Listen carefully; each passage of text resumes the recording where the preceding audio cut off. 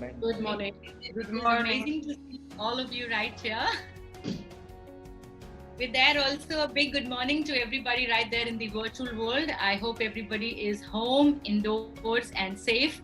And everybody who's joined us today, a big thank you, a big hug to all of you. Well, I must say not a hug because we are all socially distanced, but I guess this is the time on this very, very tough terrain. What really I have been learning quickly is though we are all socially distanced, but we are so digitally close. And which is why I think all of us are here to simply, friends, get in touch with all of you, to kind of meet with you virtually, and of course, share our minds and thoughts. Well, friends, just to let you know, all this we bring to you by AsiaOne Magazine and URS Media International. Ladies and gentlemen, all my wonderful friends out there, a big shout out to you, just to let you know, yes, we are an international media house, and it is amazing that how we have a pan-Asia presence. Just to let you know, we've been pioneers, we have been totally into research-based, and here we are, listing out great brands and amazing leaders from across India. So, well, with AsiaOne, it has always been a constant endeavor to give you a different kind of a platform and very innovative platform, simply making sure that there is great excellence coming in from amazing thought leaders across the continent, India, Asia, and of course, GCC. Well, friends, with that, very, very quickly, let me talk to you about the great innovation, the great ideas. We always keep fostering a lot of creativity, a lot of collaboration globally. And that is what has really made us take this journey forward. So yes, we are here very, very pleased to announce this great, great weekly webinar, Web Talks, here with Sangita Singh. So I hope everybody is all tuned in, and I am so super excited to now introduce you to our panelists who are here with us. We have an illustrious panel. So very, very quickly, let me take you through all of them, and I'm going to get everybody one after the other introducing our great thought-provoking leaders who are here with us.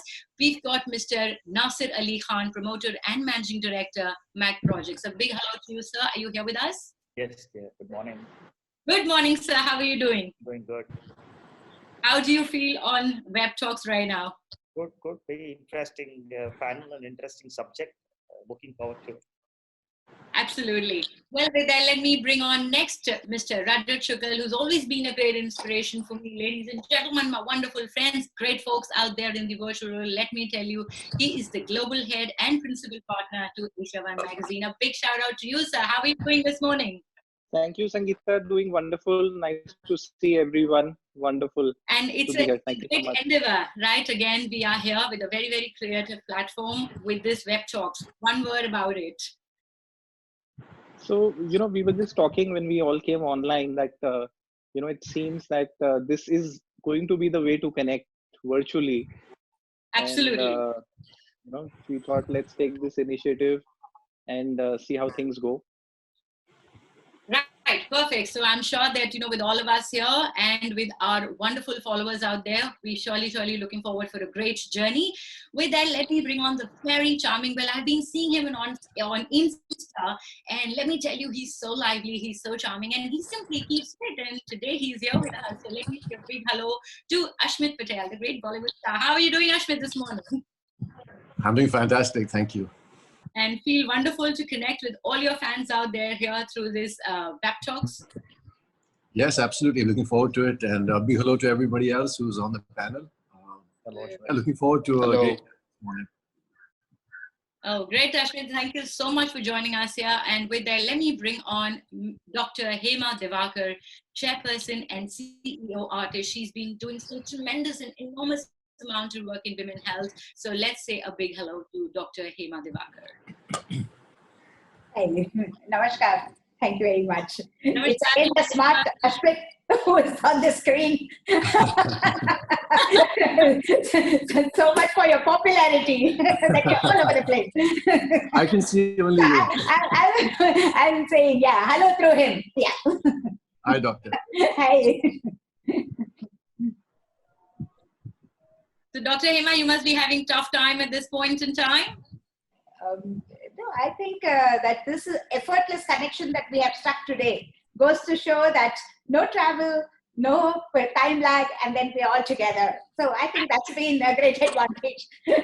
So this is more like a life-changing decision that we're making, around with the COVID-19, and here we are so connected to each other. Yes. And that is the whole idea, friends, about Web Talk. So thank you, Hema, for joining us here. With that, let me bring on the very lovely Miss Nisha Bhakar, who is the Chairperson and CEO, Director and Principal, Navayuga World School. So let's say a big hello to her.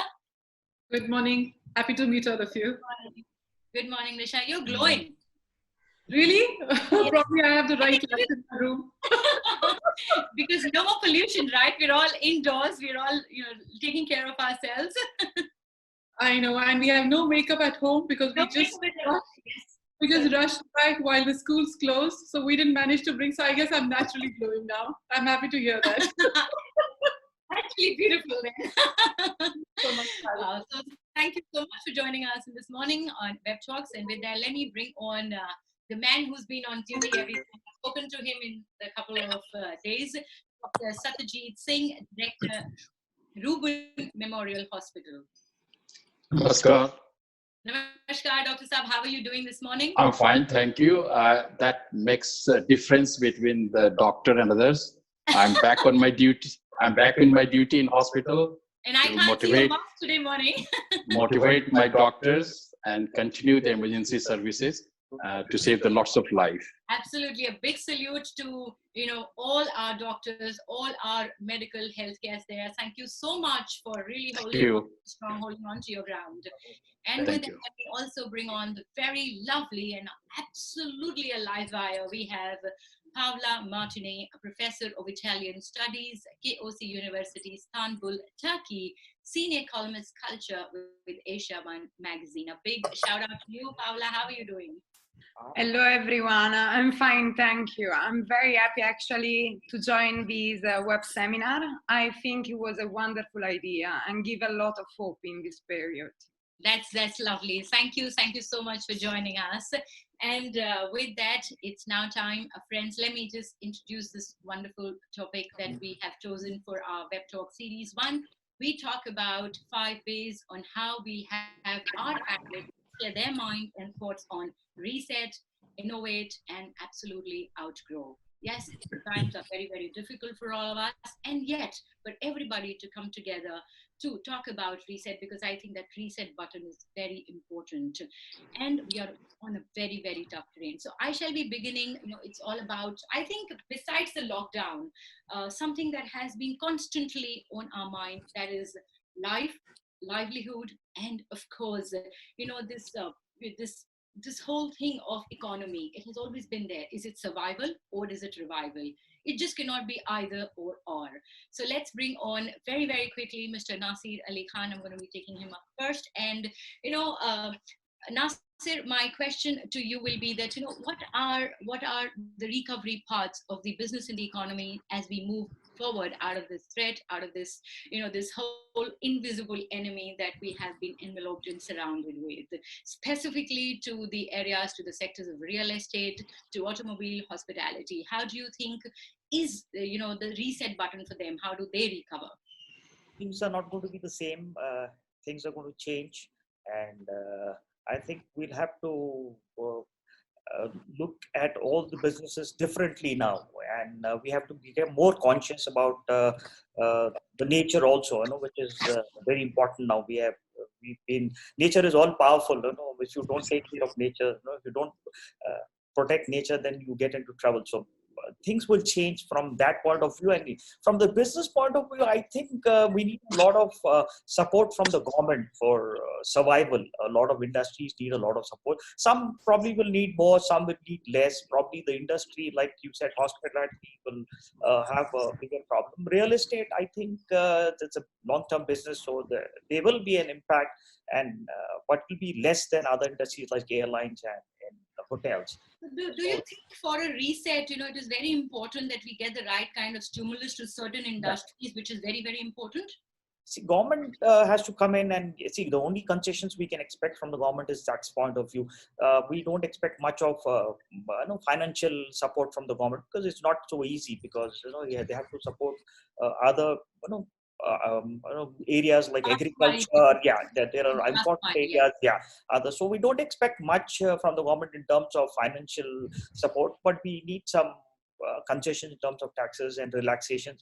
And from the builder point of view, from the developer point of view, we need to do a lot of rethinking, develop integrated township, move away from the cities, decongest the cities, and also totally integrate. You have apart from your housing, you have sports, entertainment, education, more smart food, cities which have to be hospital, and also workplaces within the township, because you need to decongest the cities, move people out of the cities, and also it will help in reducing the pollution and expenditure on fuel and all we can that. see the sky is so clear. Yeah, India, the issue is everybody wants to be in the city, because I completely understand. I buy government has to really come in to bring in. See, in India, the problem is people don't go out because we have issue with infrastructure, protected water supply, power or security. That's not the developer's scope. So the developer cannot do much about the infrastructure, which the government has to come in. So government has to, like in the West, government has to come with the infrastructure and try to move people out of the city. That's a solution I see the thing. And I think going forward, we have to support the government also from our side. I think what best we can as do an from our side. industry, absolutely. So instead of asking everything from the government, I think we need to get a little more responsible. Right. And I think this is what we can do from our end. Yes. Correct. It's more like a unified force. Earlier, we were working individually for ourselves or organizations, but here now we need to work towards as a unified force. Right. Thank you so much, and I'm going to bring you back. And in difficult times, you have to take some tough decisions. Absolutely. Right. Thank you for that. And with that, I'll bring on Mr. Rajat Shukal. Sir, could I have this big question. Today with this great initiative that we are talking about, Web Talks, that itself says that it actually reflects that how we are trying to evolve when it comes to digital and social media. So I need to understand the challenges and the opportunities that you will be facing while we do all of this. So could I have Mr. Rajat Shukal to kind of join me on this? Yes, thank you, Sangita. Thank you for the question, and thank you, Nawab Mir sir, for your inputs. Nawab Mir sir is also the Consul General for Kazakhstan in India, in Hyderabad. He's there. And he's taking a lot of initiatives, not only for Andhra Pradesh and Nana. He's taking a lot of initiatives for Kazakhstan, I see, to promote and to take care of them, during these tough times. We have about 5,000 Indian students in Kazakhstan, and we are provided accommodation, food, and for about 100 of them with the embassy in Kazakhstan. They are happy, safe, and comfortable. Our children are there studying medicine in that part of the world. Wow. They're all safe now. They're happy. We were in touch with them. Wonderful, sir. Wonderful. We couldn't move them back because of the economic. This flight being stopped. Once things improve, we'll try and bring them back home. Great. And I know you take many initiatives. And Sangita, coming on to your question, honestly, I would try and say the reset has already come in. Media was always extremely important for an economy. And the good thing is, I'll talk more from the Asia perspective. In Asia, the demographics are much younger than the other continents of the world currently. And that also meant that, the populations had transformed or moved on to more digital and social media rather than, organically growing from print to television and then going on to social and digital. So that transformation happened very fast in India, which I felt was not as right, because everything that grows organically is always better. Right. And then you're able to make a wiser decision, which format of media would you like to use. And I must say that today I see that the Asian younger population in specific are going back to the traditional formats of media as well. And, the focus of governments and government leaders relying on media, for talking to 7 billion people across the world is very important. And we are part of the constitution. Media is a part of the constitution in all democracies, and I feel this transformation is good. Also, I do see again this reliability on digital and social media, which is there, because again, we are, it's, media is habitual. So people have got a habit to come onto social media and digital rather than the traditional formats. Right. Though I see the change. But having said this, I really feel that, it works both ways. Social media is like a double-edged sword. And all of us would Yes, realize I at was this come moment. to that, that we have those facts and then we also have those fakes. And it is so difficult because there's so much of disruption, there's so much of bombardment of information out there. How do we really figure that out, the facts and the fakes? How do we distinguish? So absolutely, I think around 23rd of March, the lockdown was implemented across the nation in India. And around 24th, 25th, there were some pictures posted online, which were of the army and the tanks, coming out and trying to enforce. These pictures were which was completely not false. right. And, people, you might not know, people at a certain junction, they start believing in all this, So honestly, I feel there is no way out of it. How do you authenticate this entire thing, for everybody out there? So, mostly, there are, there are aggregators of news. So every news, especially when you talk about print, so Reuters is the number one, regulator, or I would say authority to give out print news, which then is distributed across the world. Right. So definitely you need to see the source, and then every region has its own credible institutions. Like Bennett and Coleman is extremely credible in India in all formats visibly. So you have to see the origination of the news that is coming in. And while we are very sure of, there is an onus that lies on if you're reading a Times of India or a Hindu or any print media or anything coming in from AsiaOne Magazine, for a matter of fact, we know who the source is. But here with random videos and random posters and memes which have been going out, it is so difficult to really trace down to the origination. Correct. So, at the same time, let me also share, branding is really transforming. So, I've seen, Starbucks using a WeChat account and telling people how to make the best blend of coffee at home. So, that transformation is also happening. The Dalgona coffee has been very well relished with everybody during the lockdown. You see everybody doing the Dalgona coffee. Correct. So, this transformation or this reset will bring in so many challenges and opportunities. And, some of us were talking about this earlier. There is going to be a huge change in the consumer behavior. So audiences are very vast.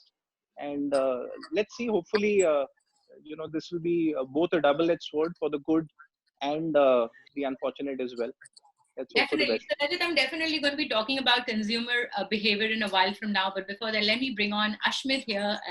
And it is, I'm sure all our fans are waiting right there.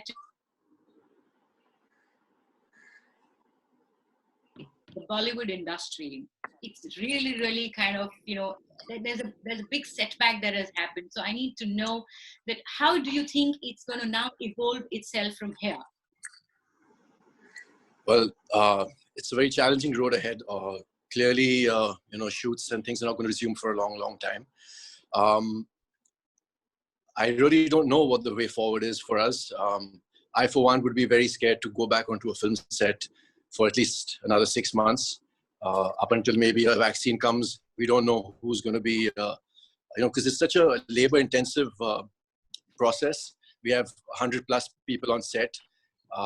Just for instance, someone on Twitter the other day, a very well-known director, he put out a question: I wonder what actors are going to, how are they going to react to doing a romantic scene where you have to. Well, that's quite a thought. Yeah, are you going to be okay to hug? Are you going to be okay to kiss? In action, obviously, we still can fake it. Like we usually do. We don't really punch the person. You don't really kick.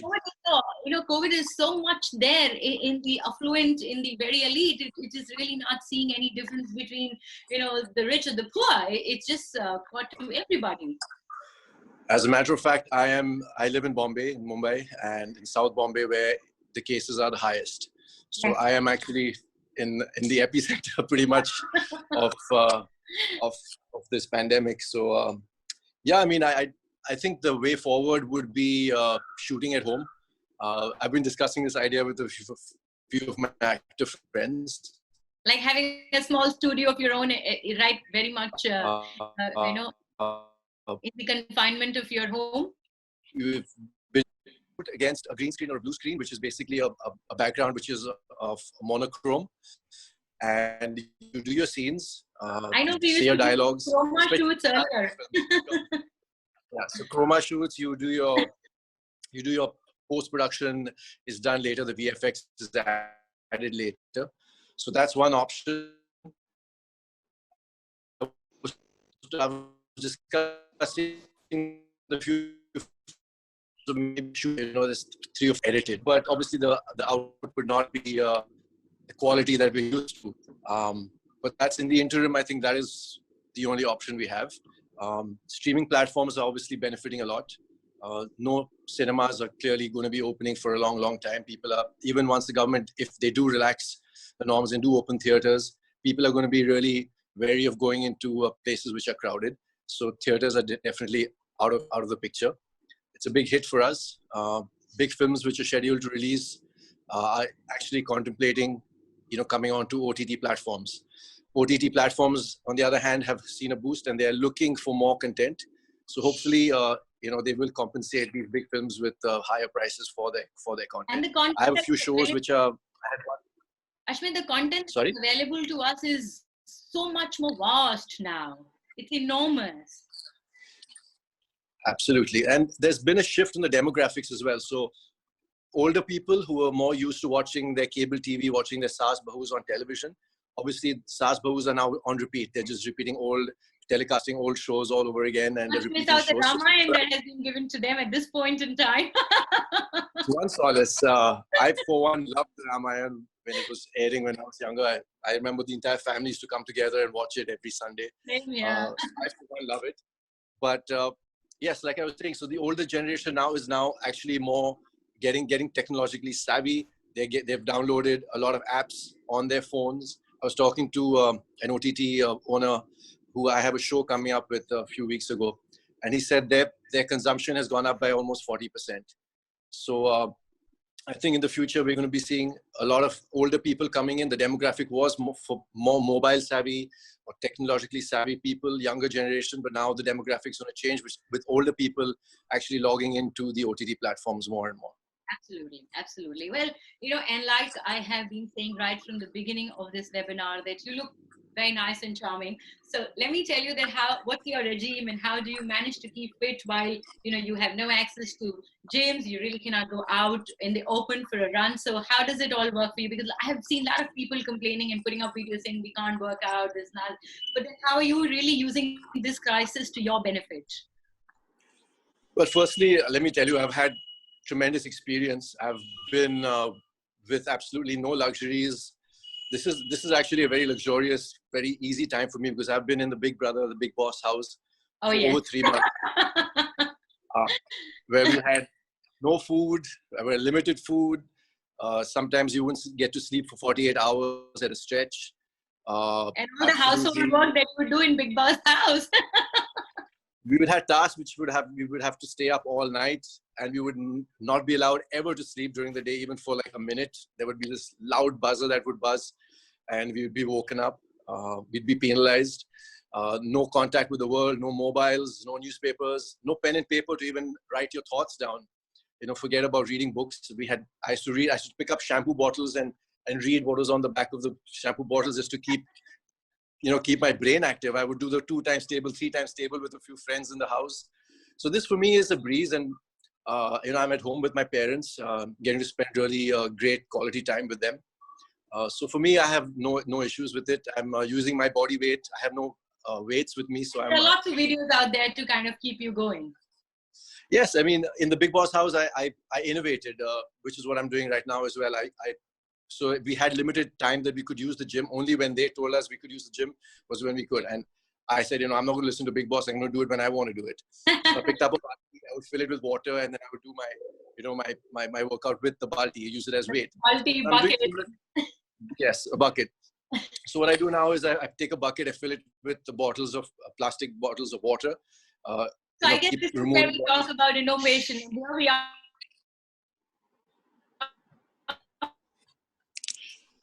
Like they say, necessity is the mother of innovation.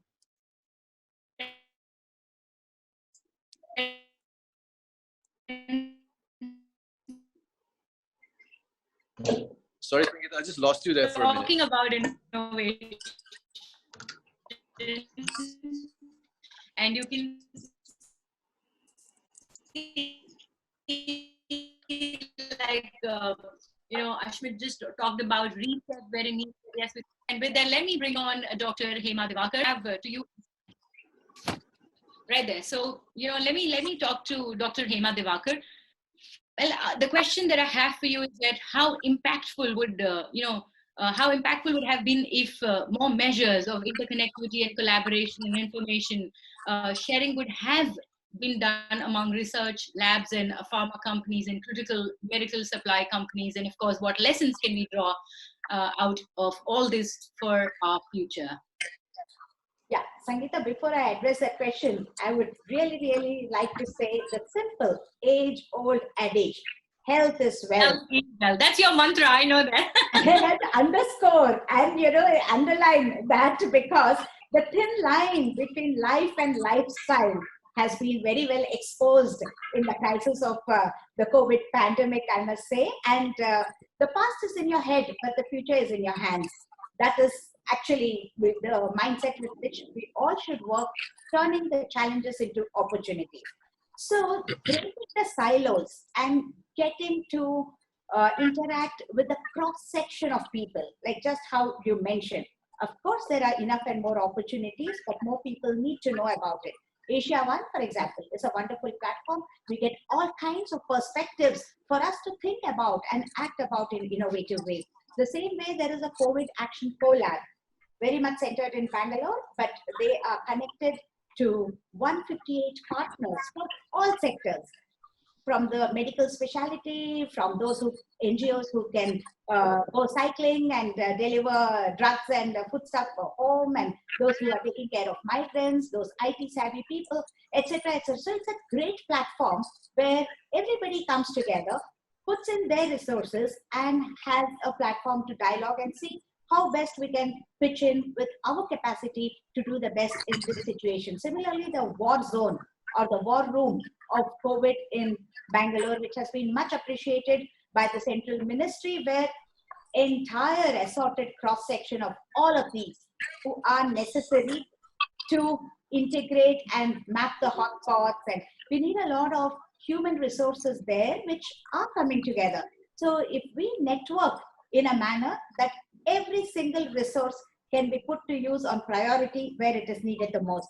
Because this is such a big country, so diverse, nobody knows what each other is doing. So thank you for getting together on this platform, which is itself a beginning of how we have to not only look at the healthcare industry, but also what other people in other sectors are doing. We, for one, as Nasir sir said, that we have to see what we can contribute rather than all the time asking what the government is doing for us. So in the same initiative of, our focus on capacity building, this is a whole new thing for the healthcare providers. They don't know much about it.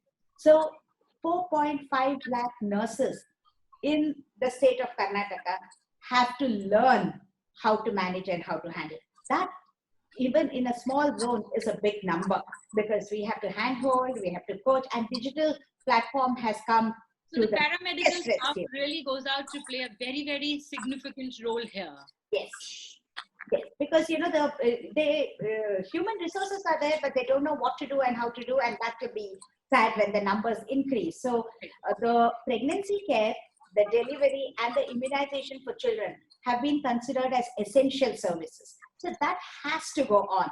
So those of us who are dealing in the mother and child health space have no option but to very diligently presume that everyone we encounter is a COVID suspect or a COVID positive unless proved otherwise, and do the diligent hand washing and social distancing and everything else that goes with it.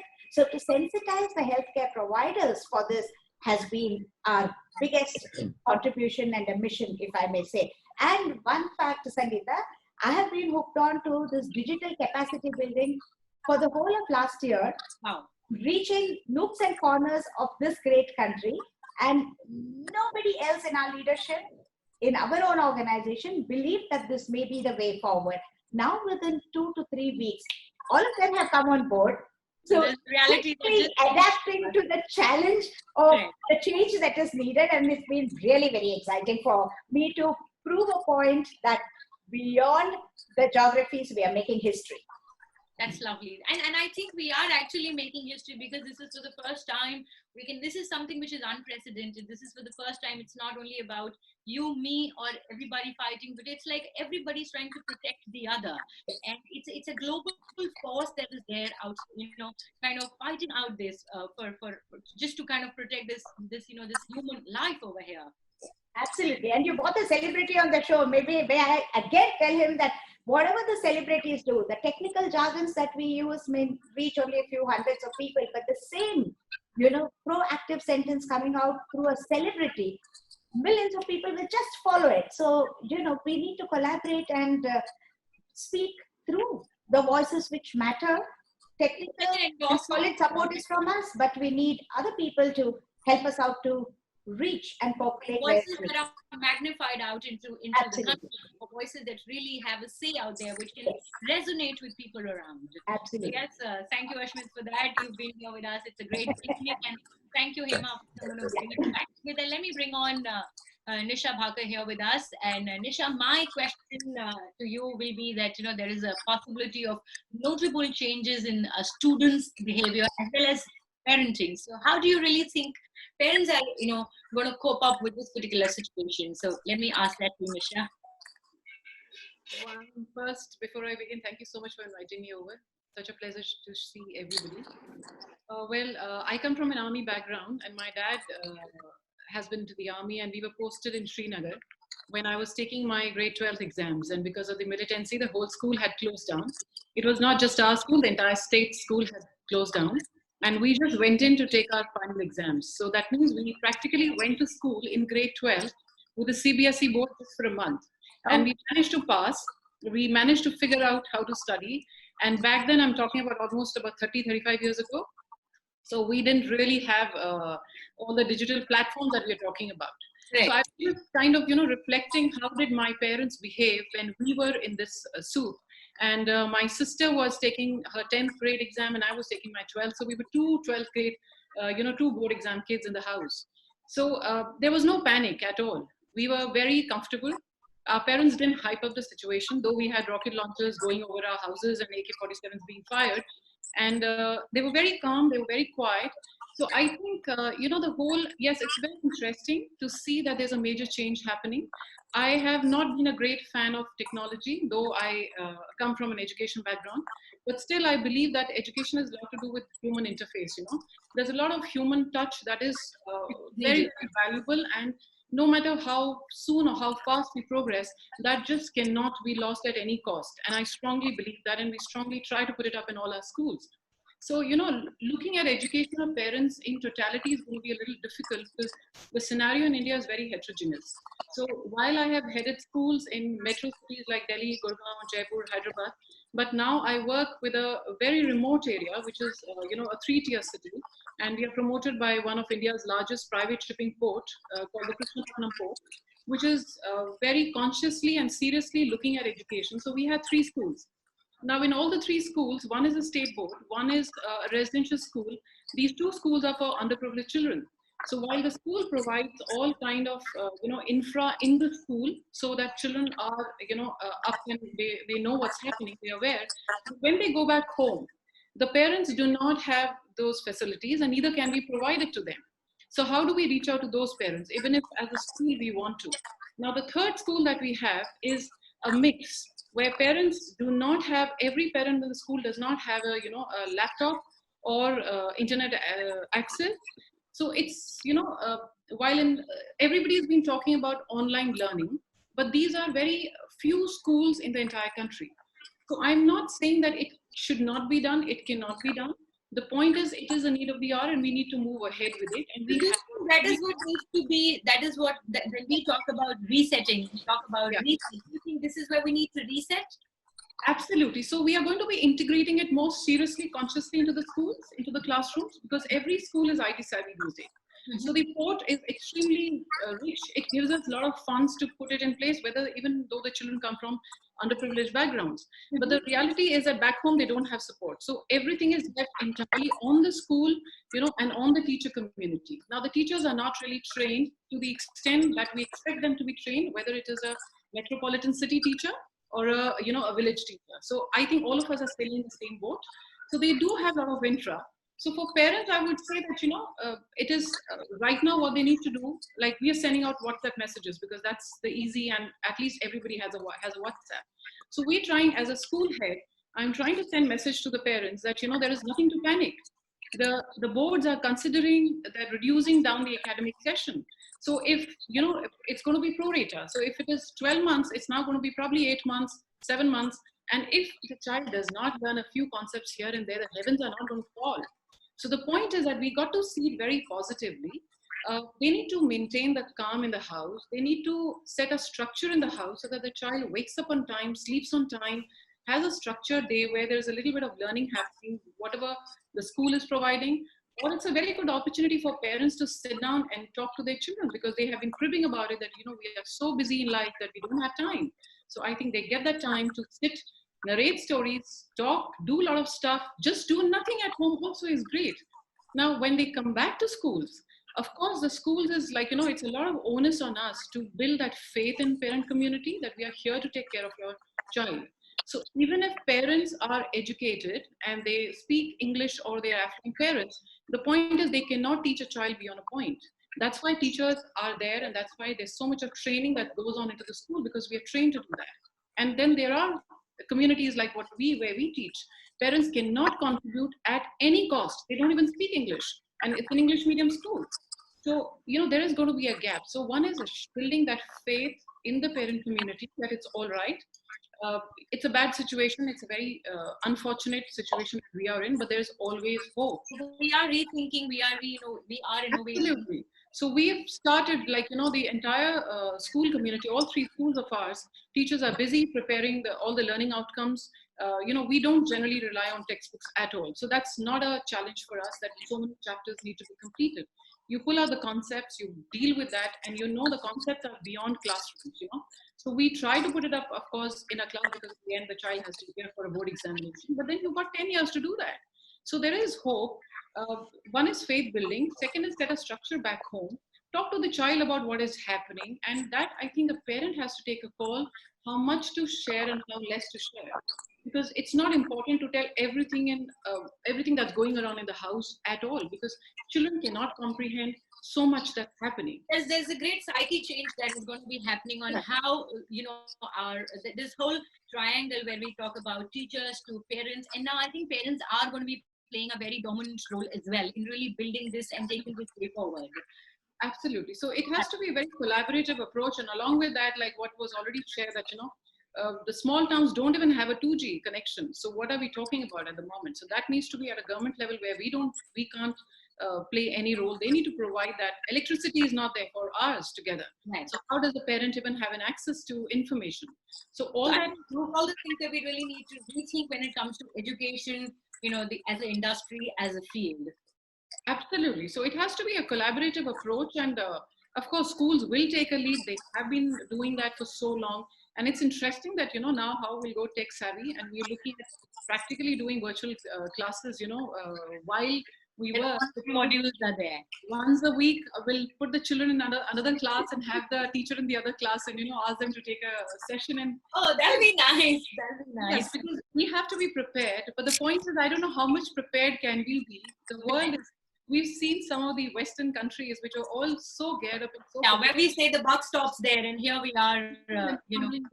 So we don't know what's coming in next. I think the whole preparation needs to be around what is your attitude, how well do you handle a situation, how calm do you stay in a situation, and how do you collaborate, how sensitive are you towards people and everybody's needs, not just that. And I think schools, we consciously are going to focus on that, not just only on how do you teach English, math, science.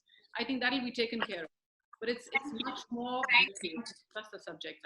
Thank you, Nisha. Thank you. And let me now bring on Dr. Satyajit Singh right here into this great conversation, into this great thought-provoking, panel that we are having. So with that, Dr. Satyajit, yes, my question to you is, what are the learnings from the current pandemic in terms of personal health care patterns, and also, in terms of healthcare facilities present in our country? How can we be future ready? Because I think this is right now the most important aspect of everybody's life, and particularly the country. Yeah, I think first of all, I feel that we as a doctor is a different profession than others. And that I realized when I worked in England or worked in Saudi, where even not having the same language, like in Saudi, you talk to the interpreter, but the still patients have tears in the eyes. So that makes our profession different from others. And this is the time for the doctors to face the challenge. Every doctor all over the world are scared. Every patient is a potential carrier and can infect, but still you have to treat that patient, and that takes a lot of courage and a lot of support. So that's what I'm doing here in my hospital, that we are attending all emergency hospitals, doing lots of operations for the children, for NICU, for delivery. So we are saving a lot of life in this very difficult time. So that's me as a leader in the hospital. I'm trying to do it. And that's why you can see I'm in the hospital every day, 5 to 6 hours. Right. I think one thing, first thing in all over the world, but more in our part of the world, health and the health worker, the doctors were not giving that importance. That is evident by the so meager amount of budgetary allotment to the health. And that's the reason of having so poor infrastructure of the hospitals and number of beds and hospitals and doctors per 1,000 per lakh population. So this is the time for policy. Make us all rethink about it. Yeah, I think it is the first, first and foremost, the population. The people who needs a good health should realize that how important it is for the health and how much to be spent. So now the people should put pressure on the politicians, all political parties. They make health as their manifesto, and they will be given vote on the merit of their plan for the good health and the plan how much they invest in the health. So this is the moment that all the people who needs a good health and all the provider should come together and policymaker. Other thing is the environment. Sanitation in our hospital, our city, and all over India, somewhere less, somewhere more, is dismal compared to the other countries. So we have to look into the environment, cleanness, clean water. Like I appreciate this government's and Prime Minister's effort of Shauchalaya in every village, every house. So that's one big step. So this needs to be taken care and promoted more. At this moment, anyone who is not in essential work should remain at home, should be as much as isolated, especially those are elders, and especially those who got any other comorbidity like diabetes, hypertension, heart problem, kidney problem. They should, that is there with them. They should keep away from even their family members, right. And they must have a mask. The self-isolation is very important. Very, very important. Then the hand hygiene. Satyajit, what is the appeal that you'd like to make to people who are out there, who are infected, but who keep on hiding their travel history? And we are seeing the repercussions of it all around. It's difficult to do the containment then. Right. I tell you one thing that I'm not happy. The media hyping a certain community in that because this is rampant. Even the very elite and elite officers and doctors, children coming from abroad, even some of them positive, they didn't inform, they didn't submit themselves for the test or the treatment. So it's not just one particular. And one thing that hurt me is these migrant laborers who were made to flee from their place. Some of them must be infected. They will arrive and infect in the village. But thank God, at least in Bihar, for some reason, there hasn't been that much of death at least. You can't gauge the amount of disease by positivity because there are so little tests. But the death from this COVID will not be hidden. That will come up. I feel this country, what I was talking about, the hand hygiene, distancing, and mask for those who have got symptoms of cold or those who are going out of the house, they must put a mask. These are 3 things very important to keep yourself safe and keep others safe. Yeah. Other thing which I was going to say that, those who are back home from different parts of the India or even abroad, all have been approached. I was very happy that my daughter-in-law came from England in the first day of the March, and she got a mail. Where are you? Have you got any symptoms? And you contact this number in Patna if you got any symptoms. So that's a very nice thing. That that's kind of tracing drive. That's true. That's true. They are tracing everyone who have come abroad, or those who have traveled by train from Delhi or Bombay. Now the tickets have to have a phone number or address. So that's the one thing with the tracking. The future, the time ahead is that every country, whether Singapore or South Korea or Taiwan, who had menace of a pandemic during the SARS and MERS, they were prepared. Their machinery were prepared. So they implemented the whole protocol, and they did 40,000, 30,000 tests every day. I think the way forward to control this is identify the hot spots, track the people who are known travelers or contact, test each and every person. It may be costly, maybe very labor intensive, but you have to test every person. So now, testing is going to reset it all for all of us. So those who are proven positive, they will put in the quarantine and the surveillance. Those who are negative, they should come back to business and industry and farming. And then with all the social distancing and all that.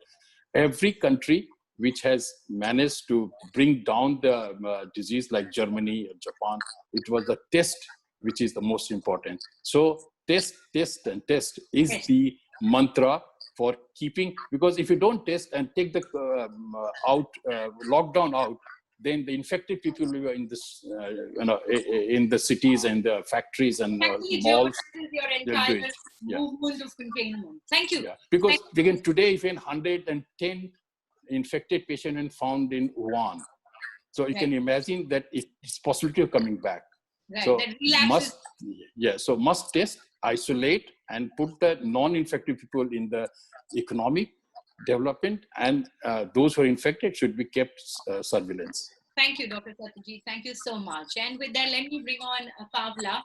Paola, my question to you will be, what is going to be the impact, on the cultural aspects of human life? I mean, the current situation is going to really leave us with a lasting impression, on the way we think, on the way we behave. So what do you think, and how do you think we can actually overcome through this and get back to our normal lives? There's a lot of havoc that's been happening to us mentally. So what does that, how do you think you're going to address it? Well, I have to admit that I thought about this question as well in the previous day. I believe everyone that is in an education field is thinking a lot about this particular issue. I have to admit that I belong to company, to family, from the work-wise, that react in an amazing way, in a very educated way.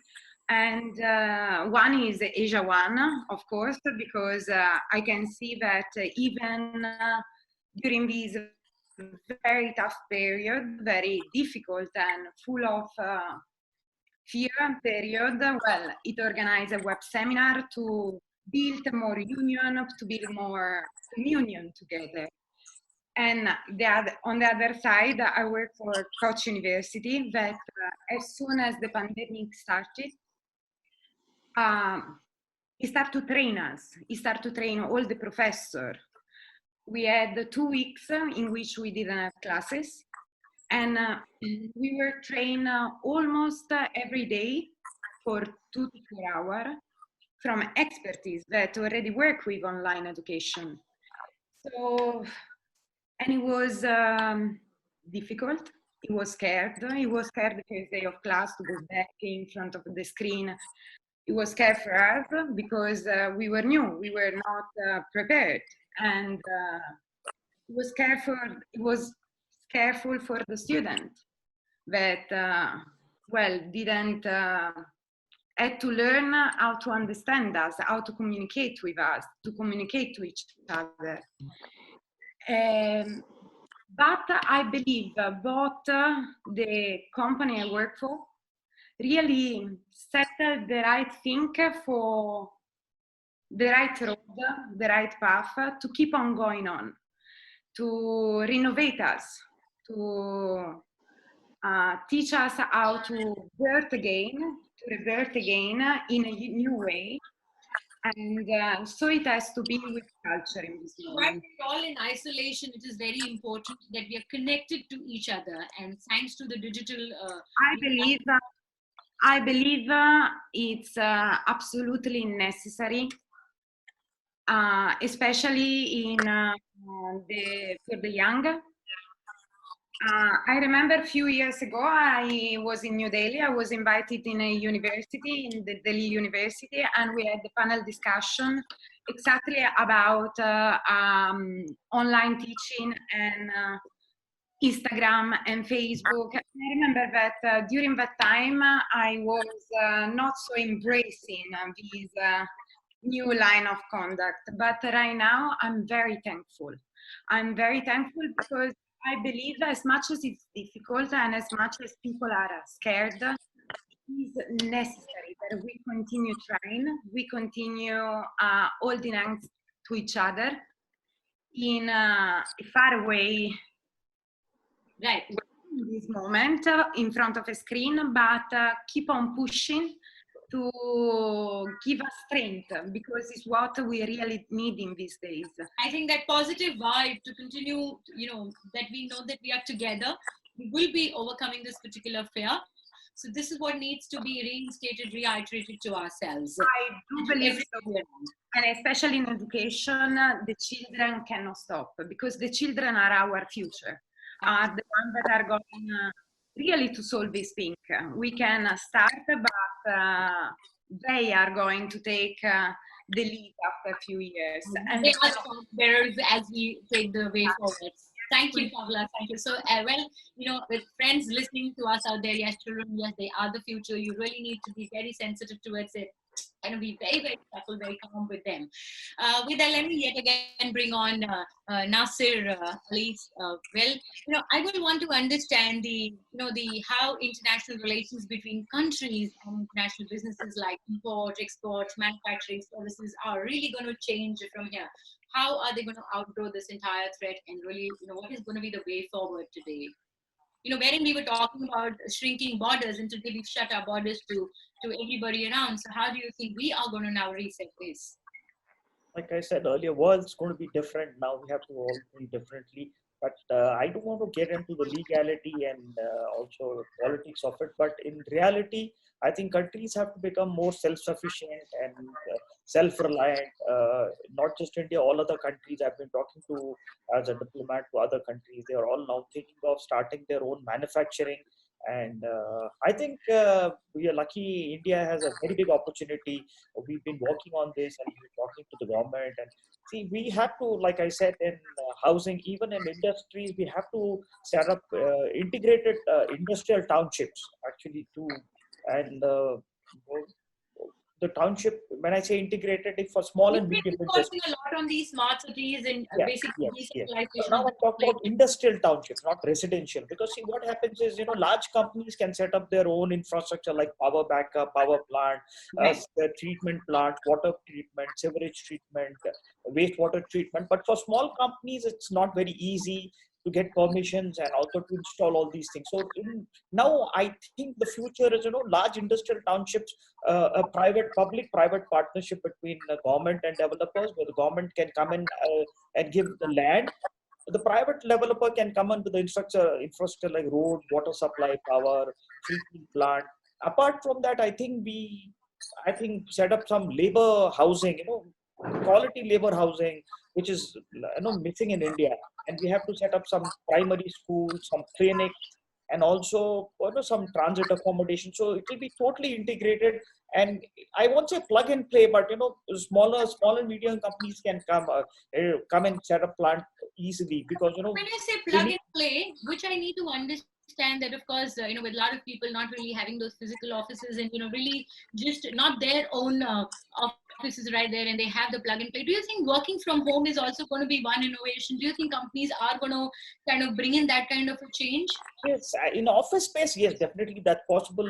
I think it'll happen in a big way. But in manufacturing, that's not possible. So manufacturing has to be, it has to be in a location where they have all this infrastructure. I think now the private-public partnership will pick up, and India is lucky. I think that we have a lot of manpower and inexpensive manpower. So the government can come in and give us land, and we will be able to. We are willing to support the government. We are ready to bring in our expertise, and we are ready to invest into large industrial townships. So India can become a manufacturing hub, not just for India, for the globe. And what's been happening globally because of this, starting from China. There's, Japan is already, about $2.2 billion for companies to shift back to Japan, Japanese companies, and a couple of $100 billion for Japanese companies to shift out of China. So I think the other alternative is, India. China is actually becoming indispensable to the world, and I think this is at this point of time, it looks like it, but I think things will change now, because travel is going to change now. Not just human travel, even the goods transfer is going to be difficult now. So I think we have to get more self-sufficient, self-reliant, and also become a global player in manufacturing. In fact, I was talking. When it comes to India, we are far more self-sufficient than other countries around that we see. I mean, we are. I think somewhere we kind of lost it out on our journey. We are better than a lot of other countries in the West, but still we are depending a lot on China for a lot of raw materials. For finished products, we do a lot of finished product, but we depend a lot on China and other countries for raw materials. I think we'll have to now start manufacturing our own. See, when you get into manufacturing of electronic products and all that, we import a lot of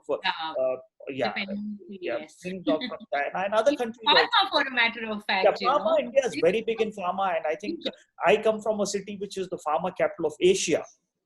It's very big. We have some of the largest pharma companies in our city. They're doing extremely well, and I think they are really, working hard at this point of time, and was supporting the government.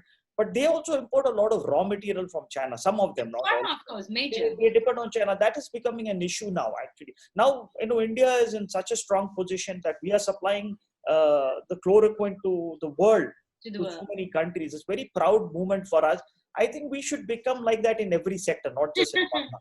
It's possible. When we can do it in pharma, why not other industries? Absolutely, I'm sure. And there is an opportunity in every calamity. I'm sorry, as a businessman, I think we should look at the opportunity as a country also. I think India is in a very strong position. I'm very confident we are all there. We will work with the government. We don't expect the government to give us financial incentives, because it's not easy. Government has to take care of other industries. We only expect the government to come and give us subsidized land where we can come up with our investment, our expertise, and also be ready quickly. We have very little time, and I think we should work quickly. Be more proactive. Yes, we need to be proactive. This is time to be proactive. Thank you, Nasir. Thank you so much. And with that, once again, I'd like to talk to Rajat Shukal. As we take this webinar forward, I think, Brand India, how is it going to evolve now? How do you see Brand India evolve? And what are the challenges and opportunities that are right there in front of us? I mean, we can actually convert this entire failure into a success of epoch for the long, for India. So how do you see Brand India from here? Thank you, Sangita. Sangita, more than the brand India, I think the brand Prime Minister Modi has, has outgrown and outshone what people were expecting, because giving certain directions to such a large country with a very large population, very diverse in I mean, religions. we have 1/6 of the population, right? I mean, when it comes Exactly. to the global. Exactly. So definitely, with him as a leader and then the brand as India, things have really, really transformed. I think, they are looking at India as an example, especially in the current scenario. And also, branding of the nation is very important. And when I say this, I maybe speak on behalf of all the speakers here, because all of us have talked about innovations in our own multiple industries. And the brand India, needs to evolve from being only a large population or a large consumer market to now a country which can bring out innovations and create platforms across industries. I think that is the need of the hour, and that is where the first change has to be the change in perception, which this new brand India is already building and outgrowing. I feel at least amongst the important nations of the world, and I think that transformation is here to stay. And I also feel the World Economic Forum, IMF, WHO, all are talking positive about India post COVID-19 The as well. narrative that we take, we really have for India on our way forward is very, very important for all of us. Correct. And I think, I've said this earlier, India is all about knowledge workers. Dr. Satyajit, Dr. Hema Divakar are all here. We have some brilliant educators, Professor Nisha is here. And, Ashmit being someone who's also, taking brand India ahead, where I believe the OTT platform, which he spoke about, is also something which, is really transforming, because OTT was there for at least the last 4-5 years.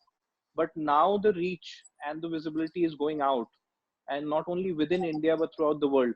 So these transformations are important, essential. And I think still for countries like India, things are still not as bad as some of the other nations of the world. And that's again because of the branding evolution and the leadership of the country also, I must say. Thank you. Thank you so much.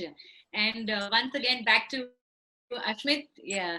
So Ashmit, I hope you're enjoying all the conversation here from across, diverse domains that we're trying to put together. And like your voice, of course, most magnified here.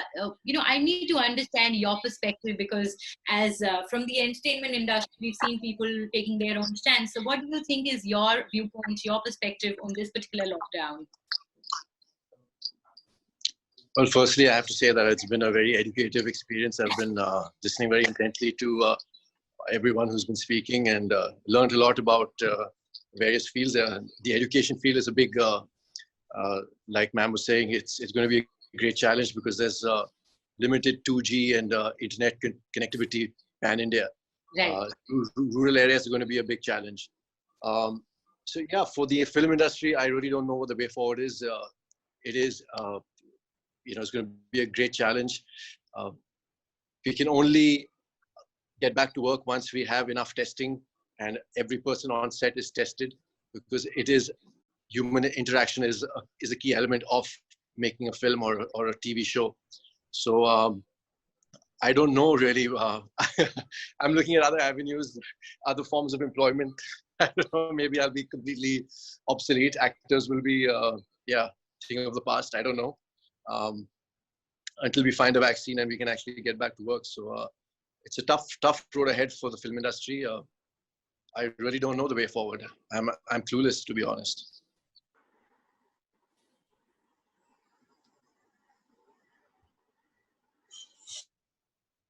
Hear me?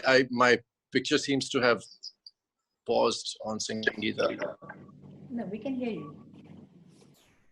Okay, I think I'm back now. Yeah. So like I said, I really don't know what the future holds for the film industry. OTT platforms obviously are the way forward. Television anyway was on its way out. Cinemas have a very, very tough road ahead. It's going to be a while before they get back on their feet. probably we'll have to have much smaller units to do our shoots, to execute them. We'll have to be less labor intensive.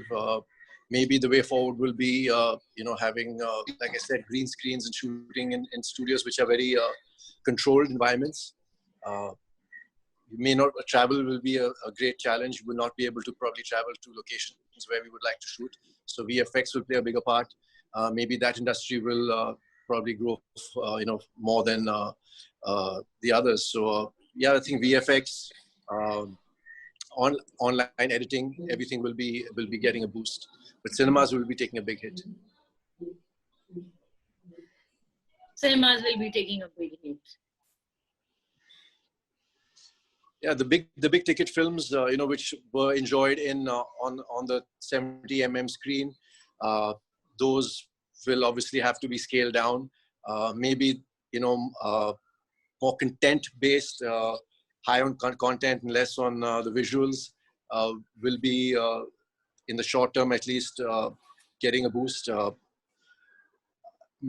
Social media platforms like TikTok, where everyone is an actor these days. Everyone's on TikTok and making videos. So you think you're going to have more actors now? Yeah, I mean, I for one think TikTok should be banned because it's just ridiculous. It's like a reality show out of your home now, I guess. Oh, yeah, it's just, firstly it's a Chinese app. Yeah, I mean, Rajat, also a Chinese app, the one you're talking on. It is. And I read a very disturbing article a few days ago about the privacy issues with Zoom, actually. I'll share this with you all after. Yeah. I was a little skeptical to come onto this platform because I read really, really disturbing stuff of how the Chinese are monitoring and have all our information because it's being routed through China. So they have, and there's a law in China where broadcasters or anyone actually has to share information with the Chinese government if they so demand it. So if required, Zoom will have to share. And our entire corporate world here in India is actually using the Zoom call, is what I understand. Because every morning I get a call from my friends, and they're all, on their web conferences, and they're using Zoom as a medium for it. Yes, their stock prices have actually zoomed tremendously in the last few months. They've also got 1% stake with HDFC. So yeah, they're really kind of now they're kind of putting their game up. Thank you, Ashmit. And with that, let me bring on Hema ji back with me here. So ma'am, you know what? We've all been watching television throughout, and we've been seeing that you've been sharing a lot of health tips with women. So kindly, if you could share a few more health tips with everybody right here in our virtual space, and what are the best health practices that we need to implement right now and of course in the future? Any special precaution? Yeah, sure. I'll just address that in a moment, Sangita. But before that, when Ashmit said, looks like everybody has, lost the connections because there were fractions of seconds of silence after he said he has no clue to the way forward. That was really an honest submission because it is slowly sinking into our heads now that this is going to be a long drawn haul. And so each one of us have to really, as how the caption of the show goes, reset, innovate, and then track ourselves onto the way forward. And one more response to Nisha ji's, education.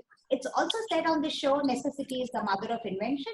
So if it is a positive development that every nook and corner of our country can have access to digital education, I focus on girls and women in the country, and I don't think that they are meant only for reproduction as baby making machines. They have to be productive, and for that every girl, every woman have to be educated.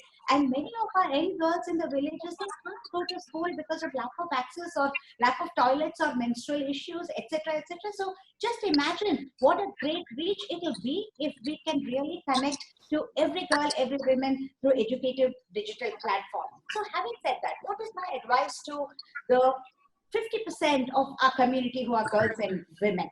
Okay. Firstly, the CDC, as Dr. Saab said, it's placed children, elderly, and pregnant women as the most at-risk vulnerable groups. So many tips I've been giving for expecting mothers on various channels. First of all, their immunity will be low, so they have to eat right and breathe right, so that, and also there's a lot of anxiety, so there, psychological support from within the family and their own doctors and outside, that's absolutely a must. At this point in time, women who are pregnant, right, in their homes, what do you think the kind of mindset, what is that they go through? And one tip specifically for all of them, out there who are in that particular stage of their lives, what do you think, how do they need to keep up to their mental balance at this point in time, and how crucial it is for them? Again, then almost all the consultants have switched on to the video calls and the chat options and the telecalls and that way of communication, because the pregnant women also realize that they should not be unnecessarily making their routine visits to the hospitals from where they can pick up the infection even if they're not previously infected. So the scheduled calls, which are a must visit, instead of 10 visits, we ask them only for 4 visits throughout pregnancy. That's the way our organization has put forth the recommendations and protocols, and every woman who gets into a delivery phase, they have to be handled very differently, with all the doctors wearing their protective equipment and the social distancing, the distance between the staff nurse and the patient and the doctor and the patient, everywhere with the hand hygiene, it has to be followed through and through. And luckily, there is no increased incidence of abortions or birth defects or premature labor. So that is good news for the pregnant community. And also there have been a lot of queries about breastfeeding, and we say the mother has to wear a mask and also hand sanitize several times, and whoever is handling the little baby have to follow these norms very, very seriously. Even the cradle, we keep it at a 3-feet distance. So this is all about the pregnancy aftercare, and those who are waiting to be pregnant, we are as of now telling them, no, this is not the right time. Hold back. There's a lot more information that we need to gather before we recommend the way forward to you. So all the fertility centers, infertility units, the NICU babies, they're all in the freeze mode at the moment. And a big no right now for all of them. Yes. So that, and in general, for all the women who may be having diabetes and hypertension, they are really, really at the same risk as the men are. So even the cardiovascular disorders, basically. Yes. So because, many women in our country, unfortunately, these are the seeds sown in the time of her pregnancy. During her pregnancy, if she's a diabetic, likely that 2 to 5 years later, she becomes a full-blown diabetic. So the spotlight begins from there. So those who are at a younger age group, 35, 38, 40, they're already full-blown diabetes because it's originated from their pregnant situation, unfortunately. So this group, irrespective of whether they're elderly or not, if they have had hypertension and the blood sugar high in pregnancy, they would have to be careful forever and ever in their lives. And social distancing, masking, and hand hygiene is going to be the norm, whether you like it or not, at every sector. Many people think that only those squares and circles drawn at the grocery stores, outside they have to stand at inside the home they're cuddling each other. So I'm at the same distance from my mom, for example. Together, you've got to be away from each other. Yes. So I just want to figure out, what is, from the facts and the fake, did they say that COVID-19 is hitting more into men than women, and how true is that? No. Nothing like that. No. Nothing. No. In fact, many women in the country are so badly anemic. They have, the low blood carrying capacity, so they are actually more vulnerable. Malnourishment and anemia goes hand in hand for many of the women folk of the country. So that puts them at a increased risk target. So both men and women, past age, no bar, those are the special issues in our country. So just be giving the same mantra to everyone. All of us have said enough and saying again and again, but in reality, to actually hand sanitize for 20 seconds and stay away, it has to become a change of behavior.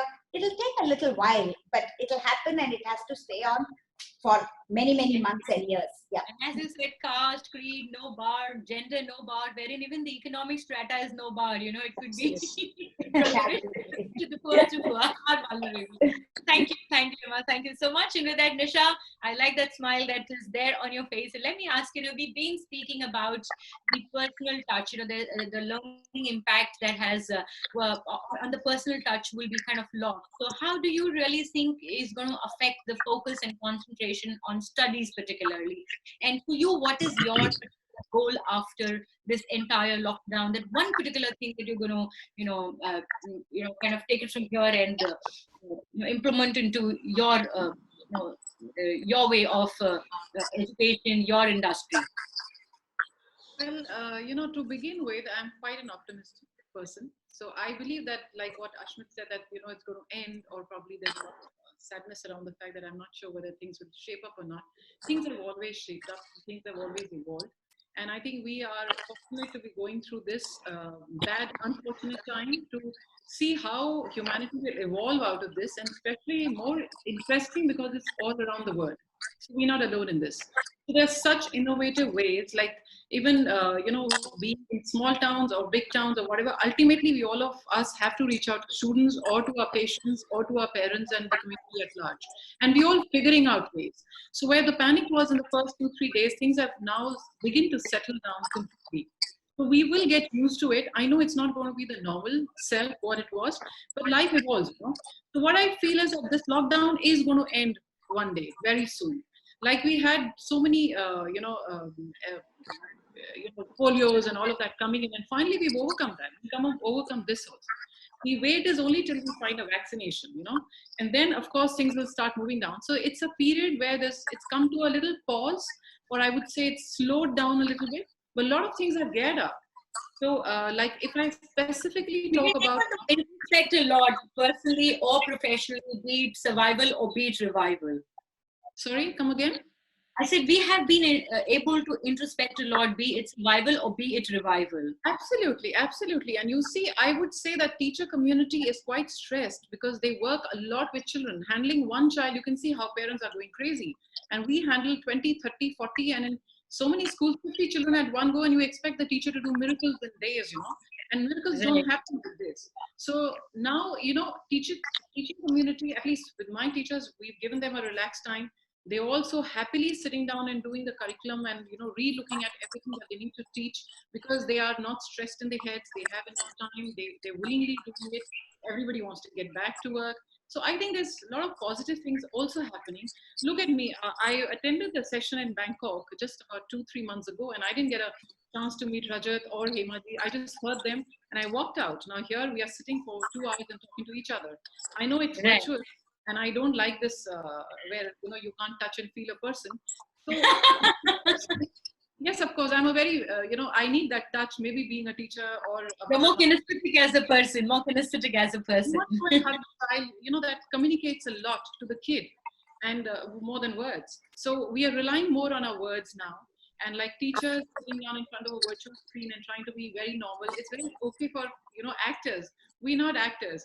So how normal can we look? It's very difficult. It's fun also at times. So, but the point is we're learning so much. There's so much happening and we have no way out. So for while we're learning, I think it also gives us the time to unlearn a lot of things which probably we've not been doing right. So here we are. All of us believed, across industries, believe this is the right way, or this is the way. Now we are realizing that this is probably not the only way. So for primary kids, yes, I'm not too sure. I'm also keen to see how it would, bring about a change, because the whole idea is not that we're implementing online. The idea is to see how effective it has been once the school reopens. So once, here, because primary kids need a lot of touch and feel. Middle school, yes, we can manage a few because concept building has already happened. So it's more of a practice and things like that, and building on the primary concept. Senior kids, I see they are, like my son is right now doing all online classes, and he's abroad and he's managing it very well. He has no issues about it. So, children adapt very fast. So it's not so much about kids at the moment. It's all of us, how we handle. So once we get back to school, I think we are looking at, focusing a lot more on the core skills of life, which is sensitivity. And again, I'm stressing on the fact, and today I realize it even more because I come from an army background, how much of interdependence army has of each other. There's so much of community living that we have. There's so much of community building that we have. There's less competition. So you need to collaborate. You need to move in together. So we're going to bring all of that aspect more into the classroom. And of course, and as you rightly said, collaborate. I think this is what through this web talk is we're trying to do. We're getting leaders from across diverse business domains, and we are trying to have that thought process going on, trying to have those a great array of thoughts that are being discussed here. The COVID has clearly told everybody that whether you're a rich country, poor person, rich person, Hindu, Muslim, Christian, whoever you are, that just doesn't care. So I think it's a very good opportunity for us as educators to bring in those, create active citizenships where we go beyond this, we talk about it, and we say that it's a very personal affair. We're not against religion, but does it really make any sense or not? So I think we will focus a lot on this. Thank you. And Nisha, I for sure know that you love whitewater rafting, and for you now being indoors, you're a very adventurous person, and now you being indoors, how is it kind of taking a because I just read a little on you, and I knew that you love whitewater rafting, and here you are, been under a lockdown now. Yes, that's the sad part of it. But fortunately, I'm here with two old people, my mom and dad. So I'm trying to entertain them, and I'm trying to them. So I'm experiencing the age gap or the wide age gap that my son. The generation, yes, the generation gap. So I'm like trying to connect with them, and I'm like, of course you're connected, but I'm sure you connect with the kids out there. I'm trying to balance all of it, but of course, like I said, I miss the physical touch. And I'm very optimistic. It's just about a few months. After that, we all absolutely. We are sapiens. We've survived it all, right? We've survived. We've come so far, and we're not going back from here. Thank you, Nisha. And having said that, the only way that's going to happen is if we've been living very unconsciously, all of us. And we have this time to reflect and introspect and, wait on what our actions have been in the past. And if we have that consciousness to move forward in a very collaborative way with the environment, yes, we will survive and we will thrive. Humanity has been thriving at the expense of nature for too long. For a long time now. With survival of the fittest in nature happens. The weak, the not so smart, don't survive. But in the human race, it's even stupid people are surviving. Even people who are weak because of modern medicine are surviving, are living longer, and procreating, and maybe leading to a race which is not as strong and as smart as it should be. So I think, like Bhutan does, they focus on happiness in I think economically as well, rather than focusing just on GDP, which means more production, which means more consumerism, which means more pressure on the planet. We need to focus more on happiness and on being awake and conscious. And I think that'll happen only when all of us individually take this time to actually reflect on what our actions have been. I've turned vegetarian since 3 months. I bought a big SUV. I'm not saying that vegetarian is the way you got to get vegan. And you're talking about happiness in Bhutan. I think it is also we've been reading a lot about Ikigai, the Japanese way of being happy. So I think these are the things that we really need to bring into our conscience. I think I've lost Ashmit, so I'll bring in Dr. Satyajit quickly. And Satyajit, we've been hearing from Nisha ma'am about that whole online and this virtual learning. But how do you think now the Indian healthcare industry is actually handling this sudden upscale of virtual care standards, and how important do you think it is that the mainstreaming of telemedicine in India healthcare? I think telemedicine is there for a long time. Like in Australia, the bush doctors are connected with the small clinics in the far interior. Also, I've seen in Scotland, in small islands connected with the main hospitals in the mainland. So this is going on.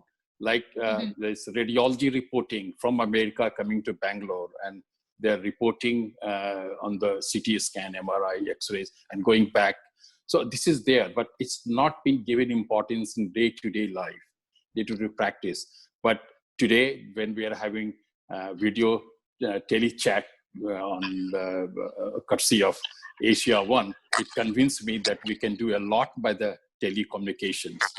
And now the way forward is the first consultation you must have on the physical, person to person, because as Nisha has said, touching the patient, the touch gives you confidence of the patient that the doctor has seen me thoroughly. There's a kind of that a hope connects. that Yeah, it connects patients to the the doctor and vice versa.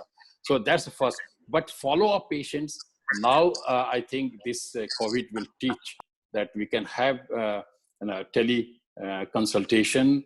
The report will come through the patients. We can give the report back, advice, and then if necessary, they can come back to clinic. Medical facility. I think the way forward, this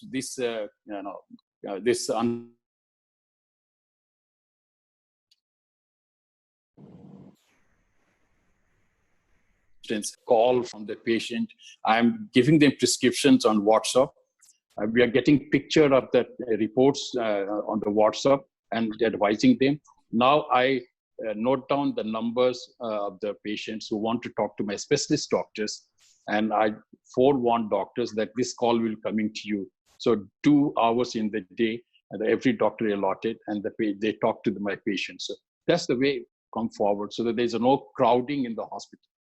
I think and it should come up. Like I've got peripheral clinics as well. And from there, any emergency can connect to our hospital. So telemedicine has got big scope, and it's going to come forward. And your message to all our COVID survivors, people who've gone through the disease, and what is that one important measure or one important precaution that they need to take for the future? World is learning. The day of handshake is going. Have a namaste. Have a keep namaste. Away. So I think the less of the contacts and hand hygiene, which we are not very particular before. And anyone who's got infection, cold, they should keep away from their own people, from the crowd, so that they don't give. And by another year, we will have like common cold vaccines. We'll have this COVID vaccine as well. But hand hygiene and keeping away. If you've got infection, keep yourself away from others. That is the message. And try avoiding large gatherings. Yes, Hema, tell me. Yep. I just wanted to make a point here about the first visit of the patient. However important you feel that touch is reassuring, not in this period. No, not in this. Of course not. The strong recommendations are that even if the patient comes for the first visit, you have to maintain as much distance, and you have to do a limited examination only if it gives you some kind of an information. So that is the dictum for the time being. And going too close to the patient, hospital is the hot spot for disseminating the infection. Many kinds of patients walking within the hospital who may not have the symptoms, but who may be COVID suspects or COVID positive unless they're tested and proved otherwise.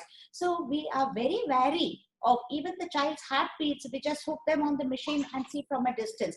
The patients who have undergone cesarean section who are COVID positive, just last week in AIIMS, Delhi, they have been monitored very remotely. Even the post-operative rounds are being taken by the dedicated residents of the COVID, and the gynecologist has not been able to, should not actually go near them and see. So all of these changed guidelines by the minute we are getting the advisory from the government, and we are all professional bodies are falling in line with that. So we need to change our methodology, at least temporarily, until the herd immunity is established and until we get a vaccine. Until then, the greatest way of breaking the chain is social distancing and hand washing. That is. Can I tell you, in my hospital, we are getting at least 20-25 emergency cases every day. And some of them need very urgent operations to save their life. And how we are going, that every patient is a potential carrier. So we take all the precautions, and we have to operate the patient, otherwise the patient will die. The patients who are coming with MI, we have to do angiography, we have to heart block, we have to do pacemaker. We have done at least 1,000 operations since since this lockdown. and dialysis and operation together 1,000. So if you don't do it, but you have to take all the precautions. Otherwise, the patients who are not having COVID will be dying in the city. And that is one which is our dharma, that we, all the precautions, we have to save the life as well. It's a big dilemma, it's a big challenge, but that's how we are doing it. Now we are doing from next week that all the patients, once we get the rapid kit card with us, we have hired a big house where we'll start a OPD out of our main hospital. And there we'll have social distancing, taking history, taking temperature. If there is any doubt, then we do rapid card test, and then only patient will get into the OPD. So this things has to start. So optimum precaution has to be taken, and life have to be saved, and we have to take this challenge. Absolutely. Sangita? Thank you, Dr. Singh. Thanks, sir. Tell me. Can you hear me, Sangita? Yes, yes. You're audible. I can hear you. Yes. I think India as a country and the government should now focus more on education and health. It's very important. Yeah. To be a world leader, I think you need educated and healthy people. Yes. If you have educated and healthy people, you can take care of situations like COVID. I'm sure we'll get out of all these quickly, and we'll be back happy and healthy. But I think my suggestion is government should get very serious about education and also about health. These are very, very important. Prime Minister said, "Jaan hai to jahan hai." Jaan hai to jahan. Yeah, and now he's saying "Jaan bhi jahan bhi," which is very, very correct. You need to have health and education, which is very important. Yes, with life, your livelihood is equally important, because I think that absolutely. I think my feeling is we've been a little in education, also in health for some reason. But to be a world leader, you need to have educated and healthy people, because that is what unhealthy people are a drain on economy. They consume, but they don't produce. So unhealthy people is a problem. They don't contribute to economy. So we need healthy people to be world leaders. And thanks to all the doctors who are economy, you need to contribute to your own personal health, right? Being healthy has to be a personal goal for everybody. Actually, we should also learn, what we should not do also. So, we've been doing whatever we want. I think this time has come, we should be careful and start learning, and a lot of things we've been doing before, we should stop doing those. Some of the things. We have been playing with the nature. Absolutely. Earlier we very unfortunate that we've not taken care of nature. Nature is all powerful. If you don't take care of nature, nature will not take care of you. If you destroy nature, nature will destroy you. There are very hard words, but it's a fact. If you destroy nature, nature will destroy you. And no country in this world, with all the power, America or any country for that matter, nature is very powerful. You cannot, if don't take care of nature and you have natural calamity in any sort, you will not be able to handle. So we better take care of nature. Thank you, Nasir. Thank you. Thank you so much. Thank you, Nasir. Thank you. And friends, we do have some online questions for our panelists here. So let me try to, we'll try to bring one online question. We'll try to bring him live or her. So.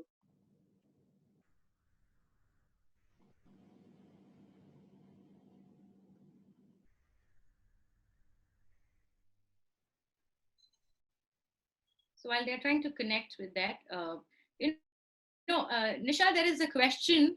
What are the different things that people can do with their children while they can make this lockdown more enjoyable for the kids out there? Okay. Well, I would suggest that for the first thing is that, like I've already said, be calm. There is no reason to pass on your anxieties to your children. That'll take them a long way to enjoy this lockdown. Children will react the way you react. So while the teachers are maintaining their calm, the schools are maintaining their calm, they're trying to reach out to children. Parents need to do the same back home, because the child is all the time indoors. Then it's very critical, it's very important that we set up a structure during the day. They just can't wake up at any time and sleep at any time. So they need to. So you mean to say, in all this distraction, we need to find that discipline for them? That has to continue. It has to be a continuing process. See, life is all about discipline at every point of time, no matter what age you are in or what situation you are in. So they have to be disciplined about the fact. Now, I'm not saying that the child needs to be woken up at 6 a.m. because there's no need for him to wake up so early. But it also doesn't mean that he's sleeping till 10 o'clock, 11 o'clock. And also because a lot of children are busy with online learning, and those who are not busy with online learning, there needs to be a structure which the parent needs to follow with the kid. So there needs to be a wake up time, a sleep time. There could be a time where the entire family sits down together and they eat their meals, which will consume some time of the day, have conversations, very informal conversations, and not about this pandemic at all, because you can't be talking about it all the time. Then there is it's nice if the child understands to some extent what is it all about. So every day when you hear a news, you could discuss a little bit depending on what age the kid is at, and but yes, not really making your kids anxious at all. Do a lot of reading sessions. So reading really helps, and these days fortunately so many good publishers have put their reading resources free online. They're coming out in the newspapers, they're advertising on the Facebooks, there are WhatsApp messages which are coming in. So if your child is not engaged in online learning from school, you could rely a lot on reading in the evenings, and parents could take chances. They could, one day a dad could read out, the other day a mom could read out to the child, where you take the child to the room, you talk a little bit about the whole day, talk about how your day has been, because there are a lot of fathers and mothers who are working from home as well. So they can also talk about how the change is, and let it be a more positive conversation towards whether yes, it's exciting, yes, there is a challenge. I'm not saying fake it up, but we got to be honest with children as well. So but also showing that there is hope into it. So a lot of reading. So many kids are doing cooking. One of my teacher is so busy with her children, she cooks every day. She posts pictures on the WhatsApp group for all of us to see what she's doing. So there can be a lot of cooking. Those people who are fortunate to have gardens, or you can engage your children in watering the plants. I help my mom and dad in the evening for an hour or so, where we water all the plants, water the garden, talk about it. So there is, I think, enough to do. There is just enough. 1 hour, me and my mom, we both sit down and do my yoga. Some kind of a goal towards your child. That's very interesting. Thank you, Nisha. And I've got my yes, I've got a wonderful friend here, Mr. Mehdi Hassan, and I invite you for your questions. So he's got something very interesting. He has a question up for all our panelists here. So let me see. Yes, Mehdi, you are online here with us, and please put forth your question. Hi, this is Engineer Mehdi Hassan from Bangladesh. I'm basically an edupreneur, publisher, and investor in financial sector like banks and digital financial system. A little foreground to my question, that Mexico is projected to get additional $12 to $19 billion manufacturing. Vietnam and India are marked out to be big winners as well.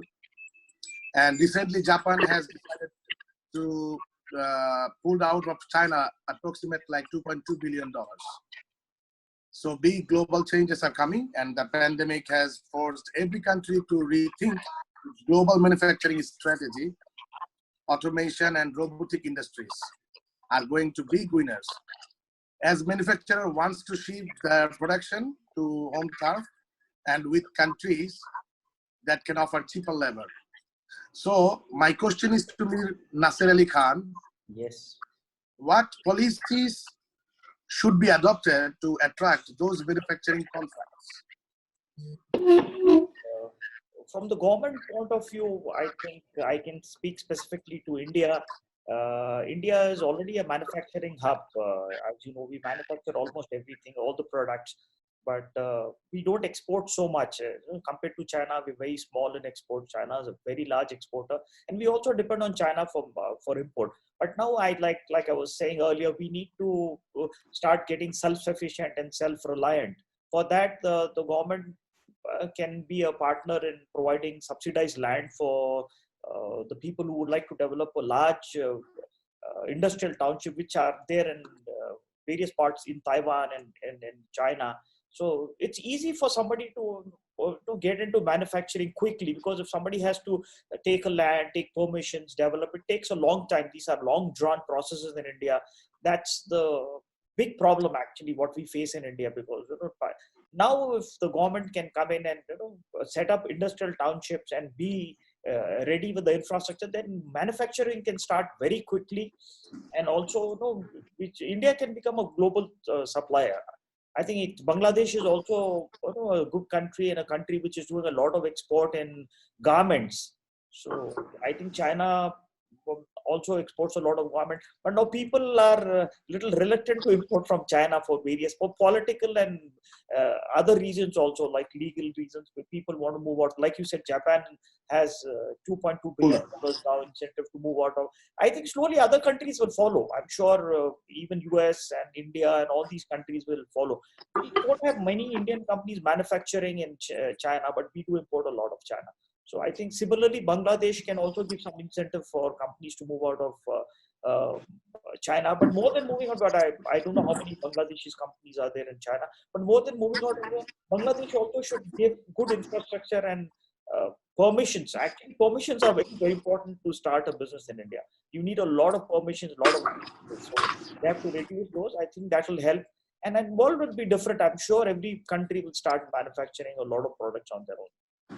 And we are lucky to have inexpensive manpower in India and in Asia as such. So Asia, China, it has that advantage, but India, Bangladesh, Vietnam, Cambodia, Malaysia, Indonesia, all these countries have the same advantage.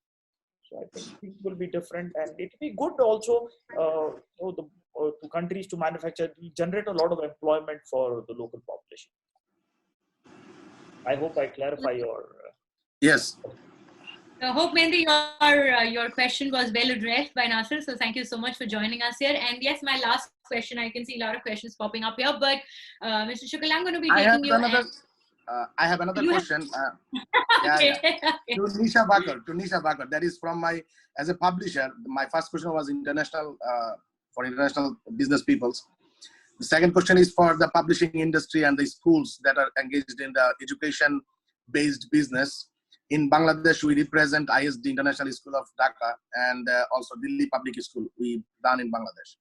So I have a question to Nisha Bhakar, like what would be the ideal process for schools to reopen shortened academic year or crash courses covering all syllabus and concepts?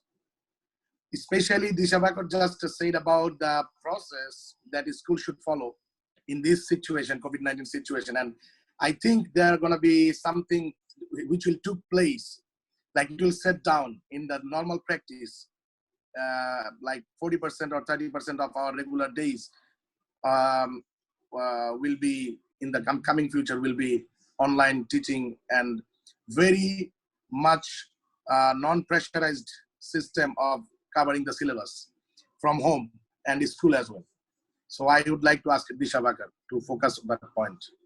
Okay, well, see, going forward, the coming few months will also define, and I'm talking specifically about this academic year, which is 2021. So this, fortunately or unfortunately, since the entire world is affected, all boards, whether it is CBSE, ICSE, IB, or Cambridge, everybody's been re-looking at the academic calendar year. So when the academic calendar is reworked, then obviously there will be some kind of, I'm assuming there will be some kind of a reduction in the so-called, but well, that is not, I would say schools should not concern themselves so much over completing the syllabus, because the syllabus is not really so much. It becomes so much when you rely on the textbooks, and you're from the publishing industry. So I'm not a great fan of textbooks at all, though I have worked with publishers like Pearson and Oxford. But the simple fact that, doing 20 chapters in a textbook does not guarantee that your child is going to learn the language. So language acquisition happens in a very different way. It does not happen when you do 20 poems or 20 chapters. So that is not what is important. So we need to work out on learning outcomes. You need to finish the learning outcomes. You need to ensure that the learning outcomes are addressed. And unfortunately, we have put schooling into, academic years. Learning does not happen like that. It happens over the years. So if there is some concept which has not been dealt this year in totality, for example, it can always be taken up next year completely. So there is no, rule which says that the child should learn, or the child at this age will learn so much in one class. We've tried to put it up like that, but that is not the way organically learning happens. So a child in grade 3 could be at a grade 2 level, and there could also be a child in grade 3 at a grade 4 level. So the schools need to take care of differentiated learning when we reopen, and even otherwise also. So they will be relooking at the academic year. Schools will probably decide post that. Till then, a lot of schools are supporting children in online learning. Schools which are not able to do that will also be managing the same board, you know. So one of the residential schools that we have is affiliated to CBSE. So those kids do not have an access to any of these gadgets at all because they come from underprivileged backgrounds. But in the end, they are going to be taking the same CBSE examination which any affluent school in Delhi or Bombay or Bangalore would be doing. How would those children achieve the targets? So the schools have to put in a lot of budgets for pumping up the infrastructure, because we cannot force the parents that, you know, you need to buy these gadgets, because we're not talking about one school. We are talking about schools across the entire country and across the nation. Bangladesh also probably, I'm sure, has certain, you know, these socioeconomic groups where parents can't afford. So if that means the schools have to put right infrastructure in place so that the children do not miss out what is happening in the rest of the world. They need to be in sync with what's happening around the world. So they need to be aware of what's a Zoom. They need to be aware of what's a Google Class. Can't sound, oh, I don't know what this is. Teachers need to be trained. So they need to be proper budgets. We are fortunate to work with schools where we've got those budgets. Parents should demand that schools put in certain amount of budgets for teacher training and effective teacher training, and also be able to measure whether these trainings are really helping your students or not. So I think where the role of the parent is, what you said, that parent has to teach the child at home. I don't think, whereas my understanding goes is, I don't think any school is expecting parents to teach at home. They're only asking you to manage the children well at home, because you cannot teach. If you could teach, that homeschooling should start. After this pandemic, we should stop putting children in schools, and all parents should start homeschooling, because by then you would have all become experts. But that is not the way it happens. Training needs to be done in schools on a regular basis. So parents do not have the leverage, they do not have the time to get trained. So they will have to send children to the school. So parents need to ask all of these questions to the school before they go in for admissions. That, will your school take care of my child's learning? How do you ensure learning is going to happen? So parents need to become aware and ask the right questions, rather than asking some very unimportant questions to schools. You know, don't go by the fancy infrastructure. Don't go by the fancy look of the principal or the teachers or anything.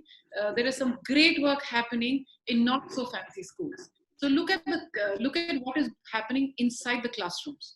And schools, if start focusing on that, then I don't think it's a big problem. Because by the time your child appears for board examination, which is a big hawa for all parents, you have 10 years, you got 12 years. Now, if there's a medical problem, I can understand. Otherwise, all children will be able to achieve that. But that will only happen when your schools are not traditional schools. They are progressive schools. There are lots and lots of organizations which are working on progressive learning. The point is the management willing to collaborate with them? They are all out there in the open. We've been doing a fabulous maths program for the last 15, 16 years. And I salute that organization, which comes out of a very small place in Delhi called Jorogyan. They've been doing some fabulous work with us, even in the IB schools, in Cambridge schools, as well as the CBSE school. So it's beyond the board that you are in. And children learn mathematics so fast, and there's no fear of learning at all. And the so-called syllabus also gets covered on time. And it's not limited to schools, to grades, 2 years. So if schools start focusing, like what was just said, that, it needs to be healthcare and education, we have to look at this and not just create, again, a digital divide. I foresee that schools which have the online learning and schools which do not have the online learning. Because every child has a right to be educated, and we need to do it right. Yes. I hope I've answered your question. Yes, thank you so much. It was very elaborative and very helpful for me as well. And of course, the point is our government budget very last few years on education and health. It was very poor budget comparatively. And right now, this is the time actually for Bangladesh to take care. And it's an opportunity, I think. Actually, it's an opportunity for us. It's a small country. Everywhere there is 4G connections. A lot of people uses mobile and other devices. But I would like to say that special devices for the underprivileged children can solve these issues at the schools and as well as at the home as well. So, and we are also working with Pearson. Thanks, Ms. Divakar. Yeah. and we are also a representative of Pearson and Oxford in Bangladesh. So we'll be connected. Thank you everyone so much. And thanks especially to the Asian URS media for organizing such a good webinar. Thank you. Bye. Thank you, Mandy. Thank you so much. Wow, progressive learning is the way. With that, Mr. Shukal, another question for you, which has come online, is that how do you really expect online promotions at this point in time to be fruitful? Today people have lots of time, so they're able to spend a lot of time online. But after all of this lockdown is over, do you think all these online promotions will have some kind of a recall value then? And once we're all back to normalcy, what do you think about it? Okay, Sangeeta, first of all, I feel currently there is no promotion. It's more of branding which is happening online. So earlier, you're right, the online tools were used for promotions, Right. And currently the online tools are being used for branding. And actually, when I was giving the Starbucks example, and there are many more, currently, if I see, being very honest, and we all agree that none of us are astrologers, but we all are trying to use our expertise to look at solutions for the future. Having said this, yes, China is recovering, and certain B2C marketing strategies that China is using, which all of us visibly see. And I think once we also come out, all of us, from this COVID-19 situation, will also evolve. So currently, a few B2C marketing strategies that China is using again is the online branding way, and the online branding way would also mean that they're doing their fashion week, etc., where it's virtually connected, and they have celebrities, and designers actually showcasing their coutures online, and connecting that way with large audiences as well. So this is definitely here to stay. One aspect I'd like to also talk about, which I think came as a question. I think Nawab Mir talked about it. That focus on education and healthcare needs to come in. And one thing that we are soon starting, which is an online tool, where we would like to actually initiate some kind of crowdfunding for these two sectors especially. Because I think all of us realize that these two sectors are fundamentals, and they need to be focused upon. And honestly, AsiaOne as a magazine, as a organization, has always been focused on trying to write about stories of leaders who are the emerging ones. So when we would even talk about Reliance, we would talk about the Dhirubhai Ambani school being the #1 IB school in the country. And Right. all their own 3 kids have studied from the same school. So that's the kind of belief they have. So having said this, we have focused on the 70% emerging leaders who are also people like all of you, who have been part of the AsiaOne family, should consciously now think about crowdfunding for maybe investments and creating opportunities in these fundamental sectors. And I think that's the need of the hour. I think that's the future. Online is here to stay. Online is now going to be a big tool in branding, not only in promotions, as it was seen in the past. And thank you for the question. Thank you, everybody. It's been And Rajat, a lot of pleasure people listening have to all been of you. talking, a lot of people here are also asking us on the hospitality and the travel industry, which has been greatest hit. So, as we go forward in our web talks, do you think we'll be getting people from this particular domain as well to give us a little more? Because everybody's a little worried on specifically the travel industry, the hospitality industry. For sure. I think we're trying to have this web talks as a series weekly. We'll have multiple leaders from multiple industries coming in, sharing their thoughts. And see, again, hospitality and travel are the core of every industry. So Yes. sooner or later, we need to get them back. They're like the support function to any industry. Correct. And there's a lot of a consumer behavior, in terms of the consumer behavior pattern. There's a great shift in that as well. See, it's going to be there. And, it's going to be there for sure. And few changes that you already see is that home equipments, the focus on consumer durables, I think, will come back, of buying quality products. And having said this, also when we were talking about the touch and feel in healthcare and education, now not completely going out and having the touch and feel in buying behavior will also definitely result in a change in consumers. And for us, honestly, now talking about a print and a publishing problem as a supply chain, we used to import the AsiaOne Magazine paper from China, and that's been held up for some time. So a lot of our issues are being promoted online. We're I think using the WebTalks has website. just come in the opportune time, I guess. Yes. So a lot of Thank changes, you. definitely a lot of changes. And I'm going to be taking last question that I have for Mr. Nawab Mir Nasir. There's somebody who's asking that under execution projects in the real estate fair, considering a lot of labor shortage possible due to migration of labor workers to their hometowns, how do we see it being addressed? I think, that's a relevant question. I think immediately we have that problem of people because since they don't have work and have issues with staying in the city, they like to go back to their villages. And a lot of people have gone back. I think it'll be a challenge to bring them back. Since real estate big projects are long-term projects, so the effect will be there, but I don't see so much because we can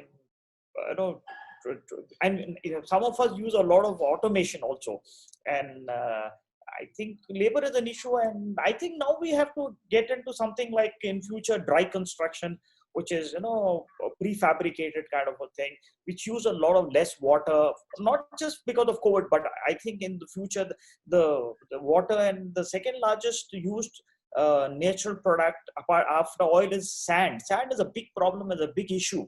So I think we'll have to move from all these things. That will help cut down the labor in a small way. But I think labor issue will be there for some time, but in the long term it will be sorted out. And we should use more eco-friendly, biodegradable, natural products. I think we need to go back to nature a little bit. Sustainability is from the question, but I think that will also help reduce the labor. Especially wood. India used to use a lot of wood in housing before concrete was invented, but after concrete, people have shifted to concrete, and concrete is not very friendly. It's a lot of carbon into the nature. That's creating a problem. So I think we need to move back to natural products, biodegradable, and see, wood especially is very good for health. Good with the weather, good with earthquakes. It's good with a lot of things. Even it's good with fire. People think that wood is bad. Wood chars. Unlike metal melts, wood chars. So I think we need to go back to nature. That will solve a lot of problems, including a labor problem. But I agree with the question that immediately we'll have an issue with the labor. I think some of the projects will get delayed, and I think people will understand that this is the problem with every industry. Just to pause for a while we are, we reset ourselves to really outgrow and, kind of make it far more better for all of us here. I think we have to get into some new technology and new ideas. I think time will tell what is going to happen. But we are learning to live with all these. I'm telling you, the first week was not so comfortable. I won't say bad, but not overcome. But slowly we are learning to live with it. We are trying to adjust with this, with the family, with the children. Some people have children at home. Some people have parents at home. You need to adjust with that. Earlier it used to be different. There's a generation gap. So there are those issues also. I think slowly we are learning, and I think everything should be all right. I'm very optimistic that there is an opportunity. A lot of good things will happen. And going back to education, I agree with that. There are government schools here in India, which the children come from poor backgrounds. I think in some kind of support is required to those schools from corporates, and people like us should come forward and try to help them. See, I don't think government can do for everybody and every sector. So I think there is an alarming gap between the government kind of infrastructure to the schools, so they can have audiovisual or for the subsidized for the school and also for the parent. I don't know how easy or difficult it is, but we should look at it, because I didn't realize that my daughter goes to an international school, so they've been having classes. My son is back from Canada, he's having classes, but after listening to Ma'am Nisha, I'm now realizing that there are a lot of people who cannot do that because they do not have internet or thing. I think you have to take care of them, look after them, and find a solution for them. I think that's very relevant and very important, because I believe education and health are very important for any country. You know, the most important thing is education, then health. So I think we need to look at a lot of corporates have to come and support schools, especially government schools. Thank you. Thank you so much. Wow. So sustainability when it comes to real estate, procuring something which is more local to us. This is amazing. It has been an effective. So any last words that our panelists would like to come in before I close this wonderful Web Talk Series 1 session for all my people out there? So anybody who would like to add anything? I would say I become a fan of Mr. Mir because he's been constantly talking about working in education. So thankful about it. And I hope a lot of work will be done in underprivileged sections. Yes, really hoping it's very important. Educated people, if people are educated, they can take care of situations what we have now. Good health and education will help you with COVID-19 also. Yeah. Not just job or anything like that. In situation, people will be more responsible. I believe education is very, very important, and that's what you've been doing. And my thanks to all the doctors who are in the forefront and taking the risk and doing so much of service. I really appreciate. I'm really thankful to all of them. Yes, they deserve a big round of applause from all of us. So yes, thank you. Ashmit, would you like to say something to your fans out there? Well, yeah, just the usual. Everyone's been repeating that. Stay at home, wear your mask if you do have to step out, sanitize as much as you can and enjoy this time, reset, revive, rejuvenate. We have this opportunity to sit back and reflect on our actions and wisely. We will get through this. Like Nisha ma'am said that, we do evolve. We have survived disasters in the past. We've survived world wars. We've come through it. We will pull through this one too, and just stay positive. And we will see you on the other side of this. So stay optimistic is what I would say. So that's perfect. And Rajat, from AsiaOne Magazine, all those people out there who are tuned in on this, that you'd like to tell them all. Sangita, sorry, I've been having a network issue. Can I request you to repeat? From AsiaOne Magazine, what is that you have to say to everybody out there who are tuned in with us on this webinar? Well, thank you so much for being here. It's been a pleasure. I think by having these interactions, we're all filled with a lot of different ideas from multiple industries, and I think intellectually, this is what we want to give back to society.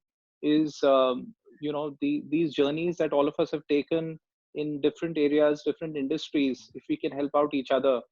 And as I mentioned, there is shortly soon we'll create a crowdfunding product, which will come out and look at actually the sectors which need to be brought forward, as a foundation. And we're hopeful for the best. Thank you so much for being here. Thank you. Thank you. So a big thank you to all our panelists. Thank you so much for sharing your mind. This has been an exhilarating array of thoughts from all of you. Thank you for all your inputs. I'm sure we've really got the ways, how do we reset, how do we innovate, and of course outgrow. So thank you everybody out there for joining us. Once again, we're signing out from Web Talks. And yes, a big love, and stay home, stay safe from AsiaOne Magazine. Thank you everybody. Thank you, Sangita. Time to walk the talk. Thank you. Bye. It was a great learning experience for me. Thank you. Thank you. Learning experience. I'm sure learning experience for all of us, from across domains. Amazing for all of us. Absolutely. Thank you. Thank you guys. Bye-bye. You've been fabulous, and thank you, AsiaOne Magazine. Thank Bye-bye. you. Thank you, Hema. Thank you.